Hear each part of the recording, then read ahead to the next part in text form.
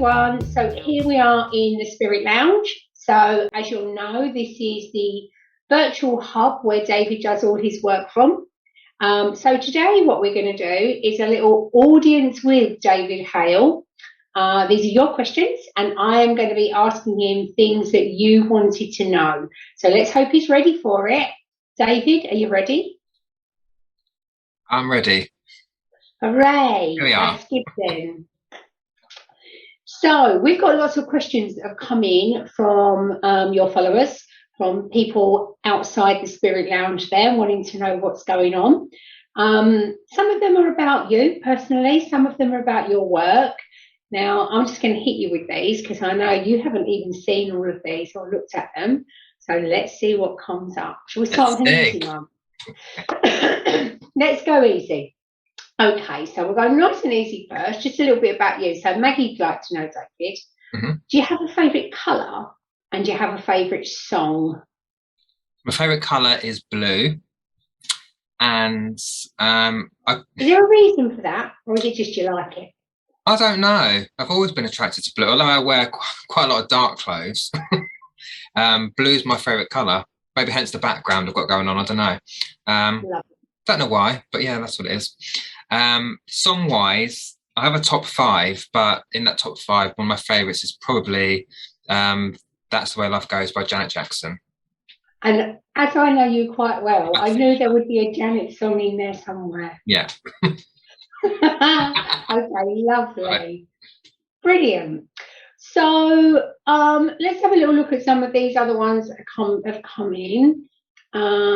So what have we got here? That's interesting. Okay, now this one is very interesting because it's from your mother. From my mother, okay. Yes. Right. And what she'd like to know is, if you decided you no longer wanted to use your abilities, would you be able to just switch them off? Or would that be quite hard? You can switch them off.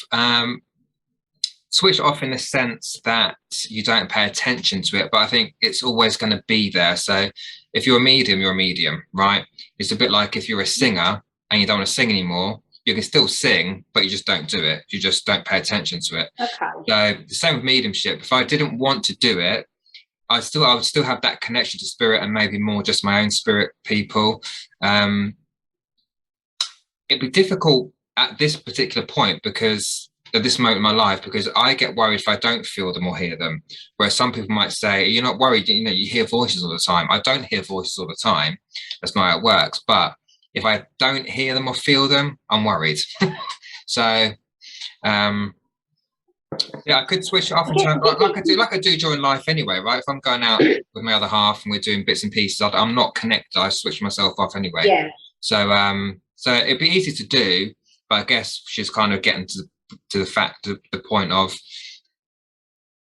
would I almost not like to have this anymore, or do I want to, you know, steer away from it completely eventually? Probably not. It's always going to be there, but would it be difficult to do? From a technical point of view, no. Again, I just okay. Off. You can shut the door if you want to. It's like, yeah, so I shut it. So I've got my little trap door I envision on top of my head. So when that trap door is shut, that's their signal to be like, no, not the minute. Yeah. Okay. Good. Lovely. Yeah, because otherwise that do your head in, right? Yeah. You need a little bit of life. Yeah. Yeah. Okay. So Brenda wants to know, how old were you when you realised you first had this ability? A bit of a long story, as I think we know. So I kind of recognised it or embraced it, or whatever word you want to give it, when I was 35, so quite later in life.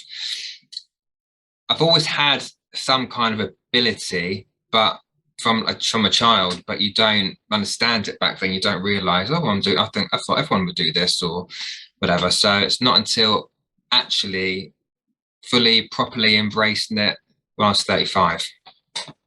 And that's really interesting. Yeah, that's interesting, because actually the next question is from Karen Jones, who's saying, is it unusual for an older person to become a medium? Now, you might not like to think you're an older person at 35, but there you go, just putting it out there. But is that unusual for an older person to become a medium?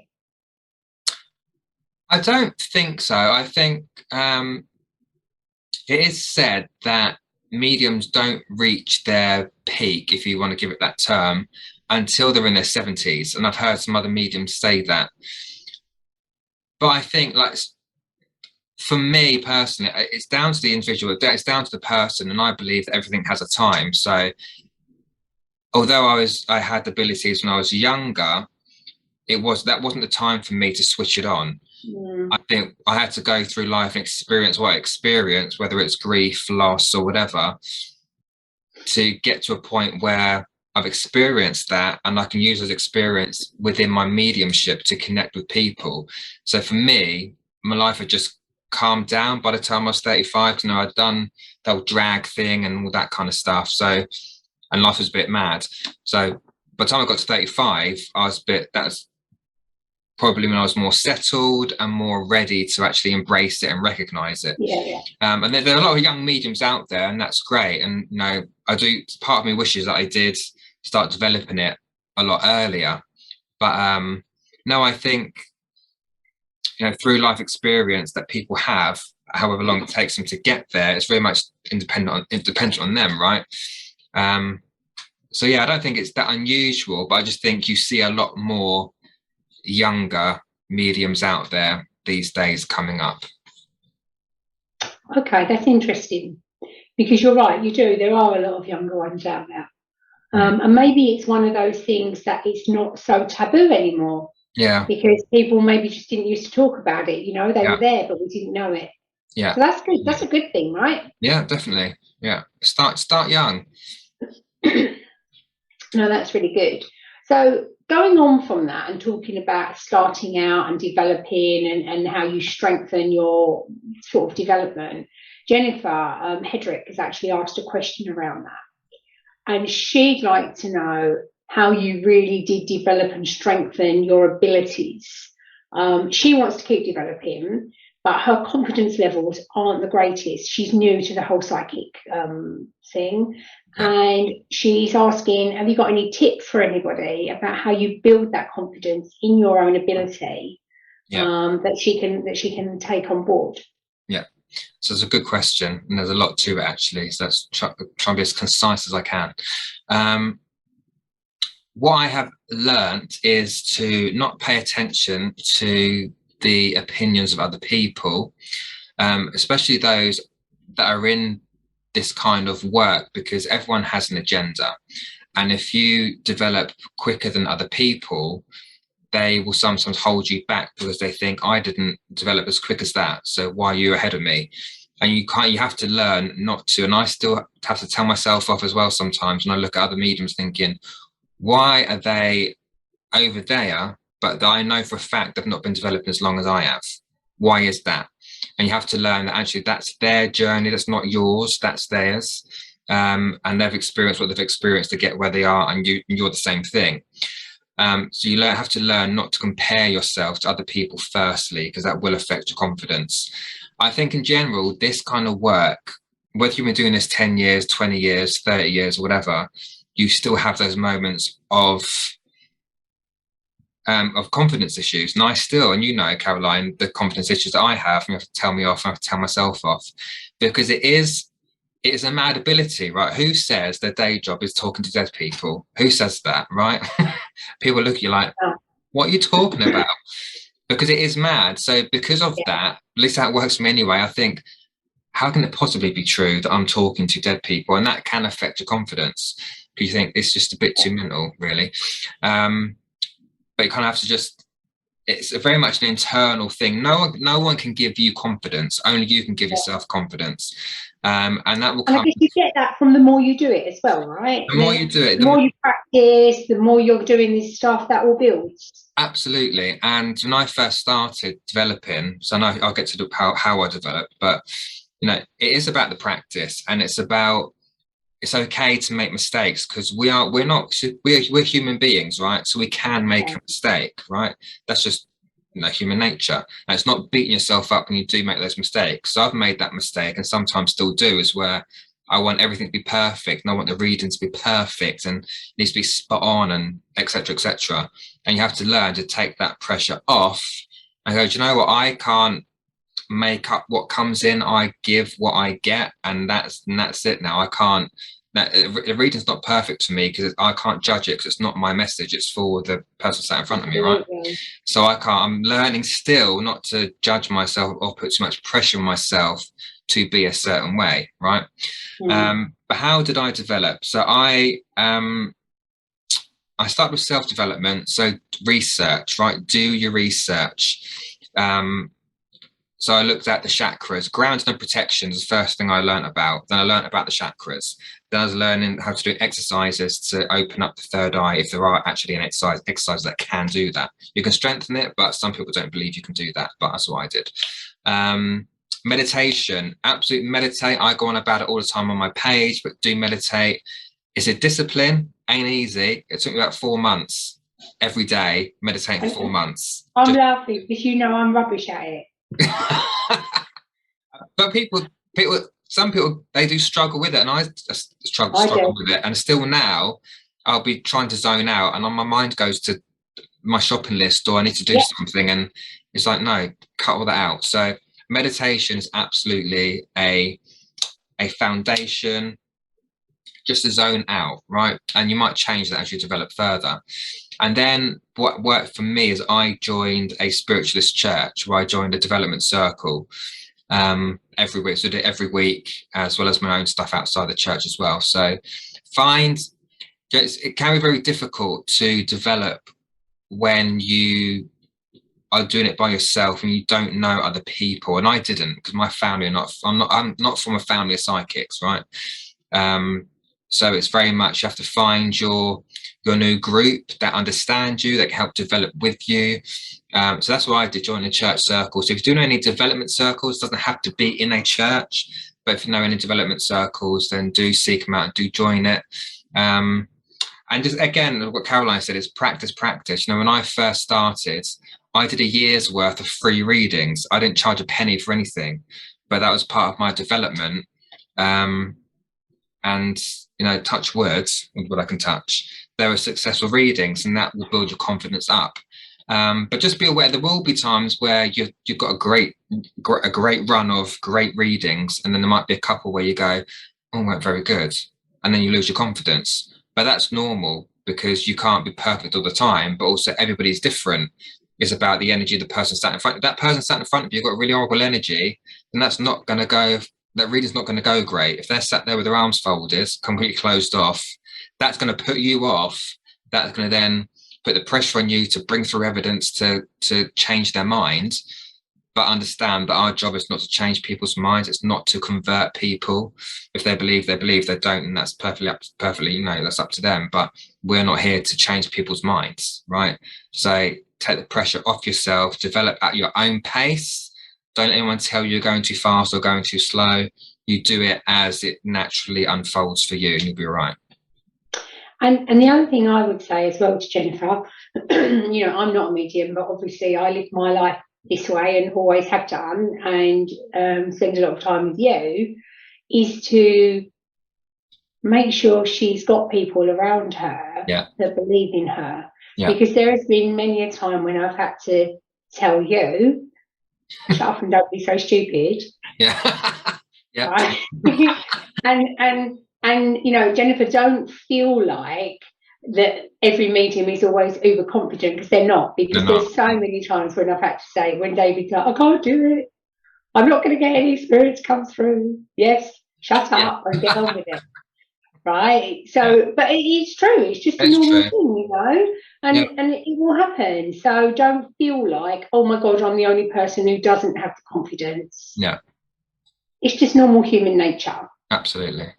So, okay. Good question, that one, though. Yeah. Really definitely. good. Mm-hmm. So I've got a few things here that have come in from Heather. Okay. Heather McCall. And she's saying, how do you discern your own inner dialogue from that of a spirit? So, like, how do you know that it's a spirit rather than you just having a little dream or a moment? Yeah. Really good question as well, because I still sometimes think, how the hell is this going on? How's this happening? It's very much with practice, and I will keep coming back and saying that because it's true, it very much is. And that's something that all medium psychics, don't care who you are, everybody goes through it, and they still go through it to this day. Again, even mediums that have been doing it 30 years, they still have those moments of, is that my brain? Is that my logical brain, my conscious brain bringing that information through, or is it really spirit connection? So the first thing I would say is you will get used to it when if you are practicing and you are developing, you will learn at a point where you go, okay, that feels different. And it's really actually really hard to explain unless you're doing it yourself. It's really hard to explain to people how it works, because mediumship is it's very much what we call mental mediumship. So it's all done through the mind, right? So when I hear spirit, I'm not hearing in my ear, it's a thought that's being placed in my head. So it's a thought-based pattern. So but the energy feels different, and it's, for me, and people know me as being quite random, so I know if I'm speaking to somebody and something pops into my head that I've not pulled in, there's no reason why I pull it in, it's too random to pull in, I think, okay, that's someone's trying to tell me something here. I don't necessarily know what it is at the time, but the energy feels different. But also for me, the way I work is that when I'm connecting with spirit, when spirit want to step in, the male spirit step through on my left and the female step through on my right. So when a spirit is trying to make contact and I feel it in the right side of my brain, it sounds really mad, but I know that's a female giving me something. Whereas if I feel something to the left side of my brain, I know it's a male, and it's really really hard to explain. But they're your signs. That's not mad. That's how you've learned to interpret the messages that you get. Yeah, but explaining to other people how it works is a bit mad unless you do it yourself. Because I know if I'm doing something and I know when something pops in my head, oh, I've got to do that. I know I've brought that in. But if I'm just doing something, I might be working out or meditating or whatever, and something just fills my head, I know that's not me. I know that it's spirit coming in. Yeah. And one tip, what we're saying, mediumship development, is the first thought is spirit, the second thought is yours. So the moment you question something that's just dropped in your head, that's then when your logical brain takes over and judges it, right? So for example, if you're meditating and a song pops in your head, that is a sign from your loved one, because your mind should go to, oh, that song reminds me of my granddad and whoever it might be. But the second you go, no way, actually, then your logical brain is switched on, and now it becomes muddled. So that's when, then I'm remembering that because I heard it on the radio yesterday. Yeah, or you're trying to rationalize it. Yeah, so it's like you talk yourself out of it because it sounds so mad. So yeah. Okay, nice question. And now Heather's actually asked both of us here, what are our funniest encounters, or scariest, or most interesting with spirit? As I say, I'm not a medium, but I have had quite a few encounters with spirit in my time, and obviously you've had loads. I think well, I don't know, one of my funniest / scariest was my Christmas tree. I should laugh. No, you shouldn't laugh. So shall I quickly tell that one? Tell that one. Because that was David had been to my house, and in my house, in the corner, was an armchair where he had told me, there is a spirit lady sitting in that armchair. She doesn't belong to your family, but she belongs to this house. And we believed, I lived in an old house, and we believed she'd been some kind of maid from, way back when, previous times. Anyway, she was quite happy sitting in the armchair in the corner. Christmas came, I moved the armchair to a different place because that was the corner I wanted my tree. Put my tree up, all beautifully decorated, all lovely, we're all good. Next day, I'm working from home and my office is upstairs in the house. Nobody in the house, no doors open, no windows open, everything perfectly still. Heard an almighty crash. came running down the stairs, and my tree was on the floor. It had been pushed over. The non-believers will say it toppled over. Don't know how. It could have. It was perfectly secure. There was nothing around, but the tree was over on the floor, on the ball smashed. She wasn't very happy that we'd moved her armchair. And I can remember David messaging you and saying, Annie's pushed the tree over. And I literally had to stand in the room and say, Annie, I'm really sorry. Please, can I have the tree here just for Christmas? Honest, I promised I'll put your armchair back. And after that, the tree was fine. And every year after that I put the tree up, I told her I was moving her chair. I'm just moving your chair for 2 weeks while we put the tree up. Is that okay? And we were fine. But that was quite a funny one. And a little bit scary because I didn't know what was going on. I was upstairs on my own. I thought someone was in the house. What was going on downstairs? Exactly. So I know you had a scary one. You had quite a scary one when somebody got in bed with you. That's what exactly came to my mind as I was asking that question. So this is actually written in my book because it's something I'll never forget, right? So just give a bit of background on it. This is a time before I met my other half. I was still in London. I lived up the road, actually, as you know, not very far from where I am now. And I was in a shared flat. So there's 3 of us in this flat. So I had a room, and I think it was in the May of 2017 to 18. I can't remember the exact year now. But it was when I wasn't feeling very. I think I had the flu. I wasn't feeling like rubbish, actually, and I've been in bed most of the day.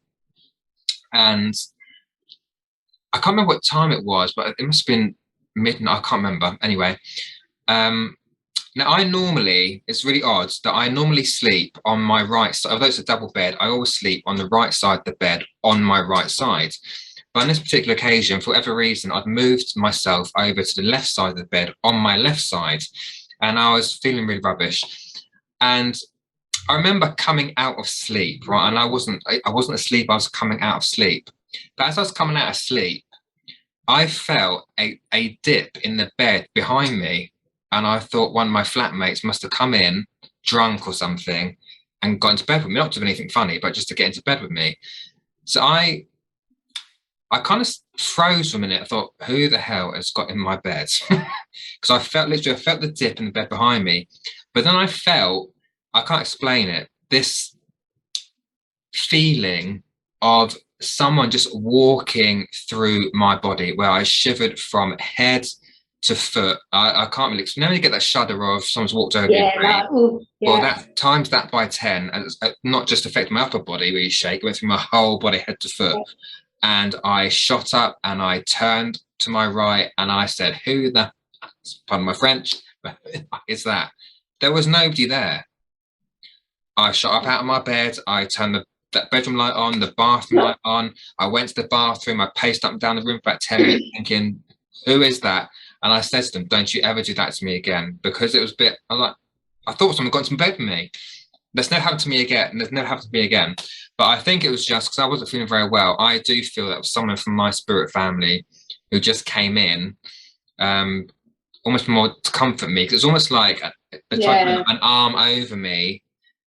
Yeah, I thought they were doing a nice thing. Frighten the life out of you. But life out of me. I thought, oh my God. I never forgot that, because it's the literal feeling of a dip in the bed behind me, like a physical person had got in. There was nobody there. Nobody there. So that experience. I think one of our other funniest ones as well that happened to us together wasn't the fact that anything that happened was funny. It, like through the reading, it was the actual happening of the reading. When you were still quite new at this and developing, and we used to work together, and you appeared at my desk just to say hi, and suddenly you're like, I've got this person here for you. Or hold on, I've got this one. Oh, hang on, and there's another. Oh my goodness, we need to sit down. And suddenly you and I had to go and sit in a corner because you had about 6 or 7 people from my spirit family And I think that was quite new for you. It was the Yeah. first time you'd had multiple people. Yeah. And it was hilarious because you were like a teacher trying to, right, and you stand over there and wait. No, I'm not talking to you yet. No, you sit there and wait. And it was just hilarious, wasn't it? It just like all of these people just coming at you and you trying to control them all. It's hard work, it's hell yeah. That was funny. And it's Really, it's those moments come back to someone's questions where you think, what is going on in my head? That's yeah. when the iguana, was it the iguana or the chameleon or something? The chameleon, yeah. Chameleon turned up. I'm like, what is going on? Yeah, it's funny. Yeah. Really, really funny. So yeah, there've been a few. There's been a few funny ones going on. So a really good question here, actually, from Alison Powell. Why do some people get messages and others don't? Is it to do with spirit not wanting to come through, or is it that some people are more open to receiving messages? Now, she's asking this personally because she'd love to get a message, but she's never had one. Yeah. But also she feels a little bit fearful of it, actually. She's a bit scared. She doesn't know if that's blocking anything. Yeah. Good question. Lots of parts to that question as well, or that answer, I should say. There's a number of variables for this. And the first thing to think about is spirit have free will, just like we've got down here, right? Spirit also have free will. And they will obviously use their free will as and when they choose, and that includes coming through in readings. And fear, it's a natural thing. I would say I wouldn't beat yourself up about it. I would just acknowledge it as it is normal, because it can be. It's not scary. I think the scary thing is, and what I found, especially with the gentlemen. So I read for a lot of women, not so many men. I think it's because the fear is of the emotion that comes with it, and people not wanting to be vulnerable or appear to be vulnerable, or not necessarily want to show their emotions. But that's perfectly normal when in a reading. And I always say at the beginning of my my readings is, please feel free to express your emotions as you want to. And we do laugh, and I say, you've got tissues with you, because I know what's going to happen. And they laugh and say, yeah, I have actually. Because it can be emotional. It is an emotional thing. Because you never know who's going to come through. You never know what's going to be said. I never know what's going to be said. They could say something really personal, something that really resonates with you, which is the point of it anyway, right? So you know you're connecting with that person in spirit. So I think if you are overly fearful, I think that sometimes can put a block on it. But I say spirit are highly intelligent, and they know what they want to say when they want to say it. So although you might be emotional, to them it doesn't really matter, because they know you need to hear something. And that's a really important thing to say, because I think people go into readings wanting to hear a certain thing, and I say to people, look, I'm not going to give you what you want to hear, right? You're going to get what you need to hear. So it can sometimes be a block, but just be relaxed about it.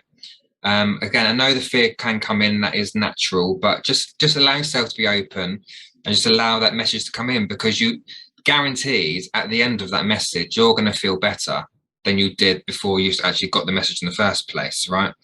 So do you think some of it's about spirit though? Because if you think about me, right, I'm completely open to it and not afraid. But you know that my brother didn't come for over 10 years. Yeah. So spirit, I'm trying to get the order I want to say it, actually, because there's a lot to it. So the first thing I will say is time and place. There's a time and place for everything. And sometimes on a live event, like I do on Facebook or Zoom or whatever, there are some spirit people that don't want to connect in a live environment. They don't want to almost air their dirty laundry in public, right? So there is that, something to be said for that. And because some do prefer it needs to be a one-to-one, it's a personal thing. Know that. So that, again, they're intelligent. They will know what the right environment is for them to communicate. Sometimes, they have nothing really to say. You might want to hear something, but if they don't have anything to say, then they're not going to come out and say it, because the amount of energy it takes for spirit to connect with us, you've got no idea, right? There's a lot of energy involved. and therefore they're not going to use all their energy up to say nothing. So they will always tend to come through with a purpose, and that purpose is to give you evidence of survival, but also to give you a message that you need. And again, it's just being open to whatever they want to say. I can't control what they want to say, and again, I'm not going to make things up or give you things that I think you want to hear, because that doesn't do you any justice or do the spirit world any justice. So you need to be open to whatever they want to say, really. But also think about when you leave this physical body, you no longer have the physical functions to communicate. So like me and Caroline are sat here now, we're using our body language, using our voice box, we're using all this here to communicate. Spirit don't have that. They're not in a body anymore. They are an energy. So when someone crosses over, they also need time to understand, okay, how do I now communicate now that I'm up here and not up there, you know what I mean? But how do I communicate now that I'm in the spirit world and not in the physical world? And for some people, it does take them a little bit of time just to figure out in the new surroundings how to communicate. Some might take them 10 years, some might take them a week, some people figure it out before they actually get over there. And we go to those examples later if you want to, but it's very much up to the spirit's, the soul's evolution. And that's why some spirit will communicate before other people's, because their soul has evolved to a certain state that they have that knowledge and they've acquired that knowledge to do that anyway, if that makes sense what I'm saying. So I would say to people, don't take it personally if your loved ones don't come through. It's not necessarily you. It is spirit. They do what they want. I've learned they will do what they want. Yeah. What they need to say, come through when they need to come through. There's a time and place for everything, and I do believe everything has its time, and you'll hear the message when you need to hear it. And do you think as well that some of this is to do with their personality? So, if I take my brothers as an example, that two of my brothers have passed, and one of them, who generally in life was the loud kind of life and soul of the party, he popped in, I think, a day or two after he passed, just to let you know he was all right. I was in the shower. In the shower, yeah. And the other one, who was very, very quiet, insular, kept himself to himself, a bit of a loner almost, he took over 10 years. Yeah. And you do find that, and I do say to people in my lives as well, is that as they were in life, they are in death. So if they were a really talkative person, high energy person whilst they were living, they bring that personality and those characteristics with them to the spirit world. And whereas if they were a more quiet, reserved, shyer person, they're also like that in the spirit world. So when they are communicating, and that's why you'll see every communication I have, it is different, because some will be really chatty and I'll have to say, right, I need to let you go now, otherwise I'll be here all day. Some other people will be like, come on, give me some. Yeah, give me something. Give me something. So, and actually, one thing I will say as well, I may not be the right medium for every spirit that's coming through, because it really depends on my frame of reference, because that's how spirit will use the medium. They'll use the medium using their frame of reference. So, for example, if I don't know, let's say a 90-year-old person wants to come through, right, and give a message to a loved one, I don't necessarily have the life experience that they have, because they've lived a lot longer, been through a lot of different things in a different time period, and therefore I might not be the right person for them to communicate through, because I'm not going to catch everything. Whereas if it's a younger person, a middle-aged person, a child or whatever, I've been there and done those things. So symbolically, I will pick up and understand what they want to say. So there is something to be said for that as well, is that spirit will also are intelligent enough to know which medium they want to use to deliver that message to you in the best way that the message can come through, if that makes sense. And I think the person here on the earth plane, has to resonate with that medium too. Absolutely. Because I see mediums that I just didn't connect with. They weren't a bad medium. Yeah. They just weren't for me. Yeah, exactly. Yeah. So, okay, excellent. excellent question. Okay, right. Okay, so we've got another good one here, and I like this question, obviously, because it's relevant to me. But Caroline May Sandbrooks would like to know how you found out that Dolly was your guide. Oh, good question. Bit of a long story already. So Dolly has been with me unknowingly since the very, very beginning of my development, from the very start, right? There are lots of bits to this, so do bear with me. So the first thing, when I chose to start developing this ability, I decided to call a psychic hotline, right? I want a bit of guidance in life anyway, so I thought I'll just give this line a call, and I spoke to this lady, and she's given me lots of information that I could take. I thought, yeah, that's fine. And then she said, "There's a lady here called Dorothy." But okay, and she would have been called something and known something else. And then she said, "I've got Millie here as well. Millie would have been known as Millie as well." And I thought, I'm not, doesn't really resonate. And then talked about African violets, which I found out later were flowers. That's my flower knowledge for you. Talked about sewing, like nimble fingers and that kind of thing. And she goes back a couple of generations. But, well, it's not my grandparents or great grandparents, and I've got an Aunt Dolly in Ireland. Don't know if she's alive or not at that point. So I thought, oh, okay, that's fine. So I had to call my mum and say, "Who is this? Do you know who this Dolly is?" I've got no idea who this Dorothy. No idea. So I kind of left it. Back, I thought that psychic must have got it wrong.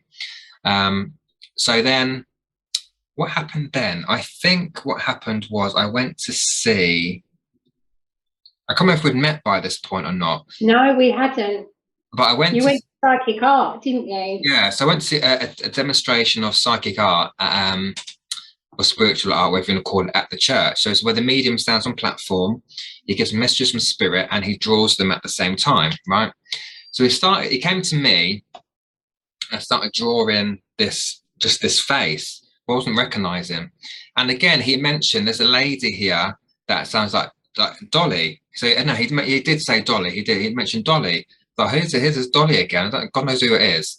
My Aunt Dolly in Ireland, she's alive and kicking, so I don't want to kill anyone off, right?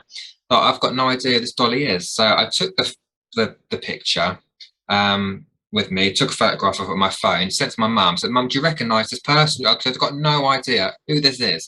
So I rolled up the picture and just left it on a pile of paperwork somewhere, forgetting about it. And that's in the same year. That's my first year of development. So then myself and Caroline met at work, and we were having a conversation, weren't we, in one of the rooms, I think, with your brother and stuff and things. And then you mentioned your mother. I think you went, "Oh, my mum, old Dolly." And I went, "What?" "What did you say to me?" "Dolly." Well, I was like, "What's your problem?"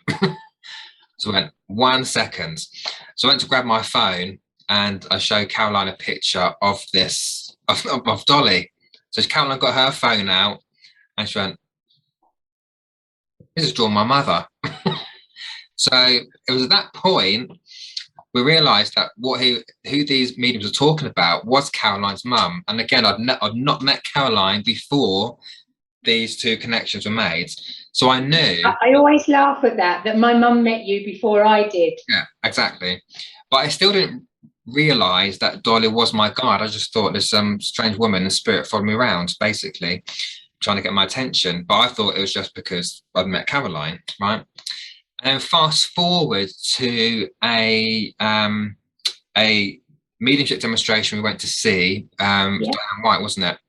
And Diane had come to me with a message, and she had brought up this lady in spirit, a little lady who is my guide. So she described her, the height, I think she mentioned the hair or something like that. Everything. And we looked at each other and we're like, "It's just described your mother." So it's that moment that Diane had confirmed that Dolly was my guide, which makes sense as to why on the very first phone call I made for a bit of guidance and going into my development, the very first call was that this Dolly's there, and I had no idea who it was. So it made sense at that point. Okay, so that's why Dolly's been following me since the very, very beginning, because she is my guide. And then fast forward to actually quite recently, where one of your family members has been mentioning Millicent.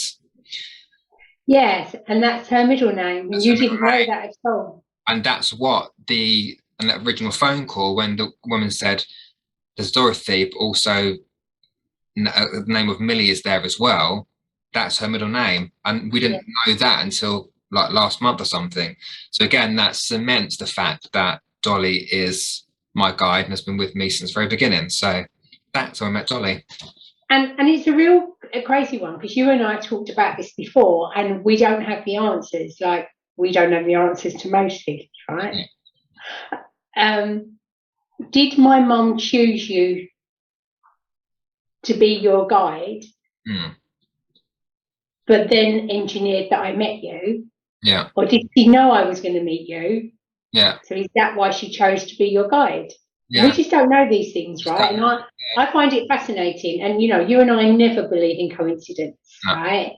There is not a coincidence. There was clearly, we were always destined to meet. Yeah. But I just don't know which way round this all works, how she selected you, or did she or didn't she, or did she know where I was going to go and work? Who knows? It's interesting. Yeah, it's interesting. And I think sometimes the beauty of things is not questioning things too much. So when people question things and don't get the answers, they then get frustrated, and then they start not believing because they can't find what the answer is. I say sometimes that's the beauty of it. We're not meant to know everything. And sometimes when you do question things too much, it takes the magic away from the experience. So try not to question everything, if that makes sense. Yeah, it's just an interesting one, isn't it? How that whole piece works. And I think, again, it's a very interesting point about there isn't coincidence, and people come to your life for a reason. Yeah, absolutely. You know? And sometimes you might not understand that, and sometimes you might not even like those people. Yeah. Right? No, but you know, but people come for a reason, and you have to embrace that, because there will always be reasons that people pass through your life. Yeah, there'll always be a lesson that goes with it. Yeah.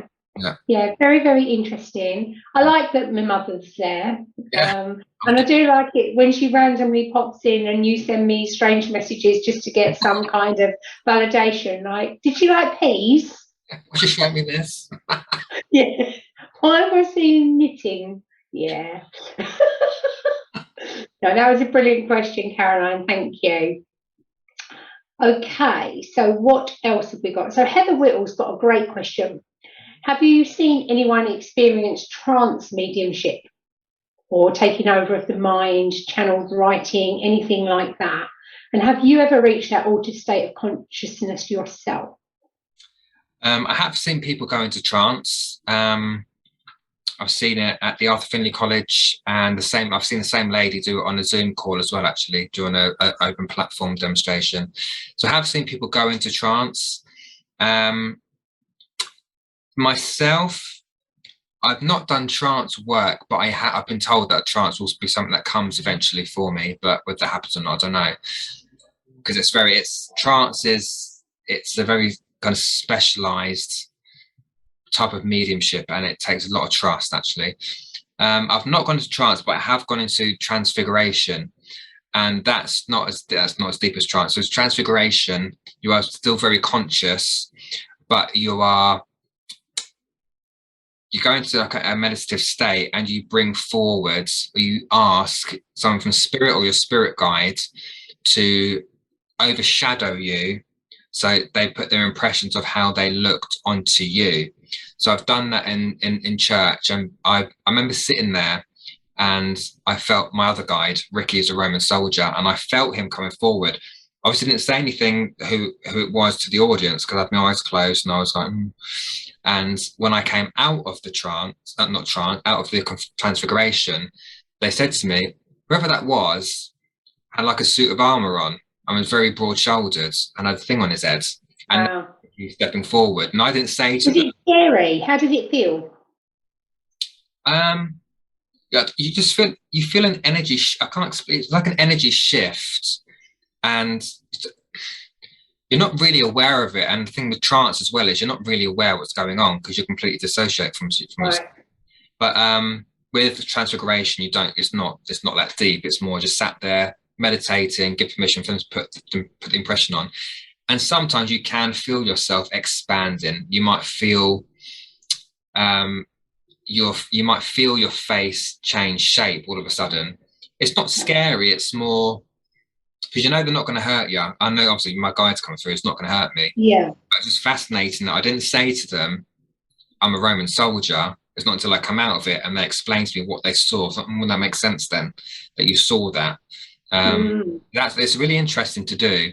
But trance is, they do say that it can take up to 10 years for a medium to reach a trance state. Yeah, because if you go into a deep, deep trance, you're completely shifting your awareness somewhere else to let the spirit, whatever entity, and whatever you want to call it, to completely use your voice box and even your body to communicate. So it takes a lot of trust, and that's a scary thing, I think, is that you have to let go. You've got to completely let go. You can't, be conscious of what if you do that, it ain't going to work. You completely have to let yourself go and just trust that spirit come in. And then trance mediums, they don't remember what they said to people because you're going to deep. You ask a trance medium, what did you say? Do you remember what you said? They'll say no, because it's not them communicating, it's the spirit. That's a big thing though, isn't it? To let that go, that total trust. Yeah. Because whilst we know and believe and trust in spirit, to be completely out of control, that's huge. Yeah, definitely. That's why I'm a bit like, maybe one day, but when you got to do it in the safety of a circle, as in a circle, a development circle, because if you're at home doing it by yourself and you completely zone out, you've got no one there to bring you back, right? So you have to have that safety of people and know what they're doing around you at the same time. Interesting. Nice. Okay. So I have another question that you haven't seen because Dan asked me to ask you this one. So a little question from Dan. Have you ever actually seen an apparition? Have you seen, so not in your head when you're doing your readings, have you seen, somebody sitting in the chair smoking a fag? Yes. I have, and it's only happened maybe three times, the ones that are just dropped into my head now. I call it an apparition, but it was kind of in my head. It's really odd. So just explain how it kind of worked for me is that, firstly, ghosts. Do I believe in ghosts? Not really sure if I do believe in ghosts or not. I think mediums, when we say, oh, I've seen something, it's not always with the physical eyes, right? It's most of the time it is within the mind. So it's subjective viewing, not objective viewing. So this experience I'm just explaining now is just coming to my head. It was a couple of years ago, and I was getting up for work, and my other half got me at the same time. He didn't have to go to work that day, so he's had a day off, but he got up at the same time. So I was getting ready to leave the house, and just to paint the picture, my front door down the corridor in the flat is to the left, and directly opposite is the kitchen. Now our kitchen is open, so it's just an archway. It's not a door to get in. It's an archway. And as I was turning to go out the door, I quickly saw in the archway of the kitchen a little boy.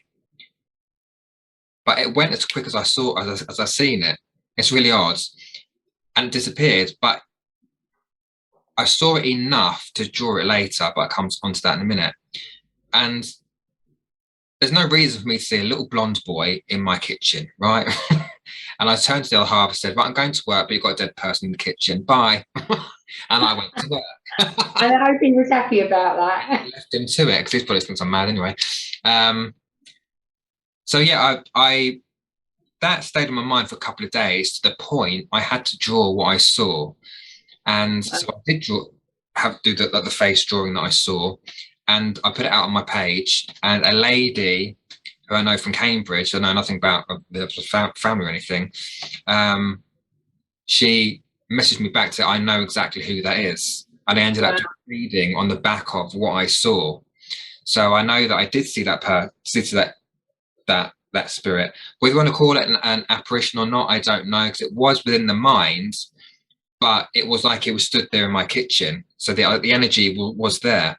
So I saw that. I was walking back, again, this is going back a couple of years, and had taken dog for a walk, and I was coming back from taking dog for a walk. And as I looked up, I quickly saw an image of a young man leant up against the railings. I can see now in my head what it looked like. I had like a beanie cap on, jeans, baggy jeans, a sweatshirt. But again, he disappeared as quick as I saw him. Didn't do anything with that. I just thought, oh, I've recognised someone there, but it'd gone quick as a flash.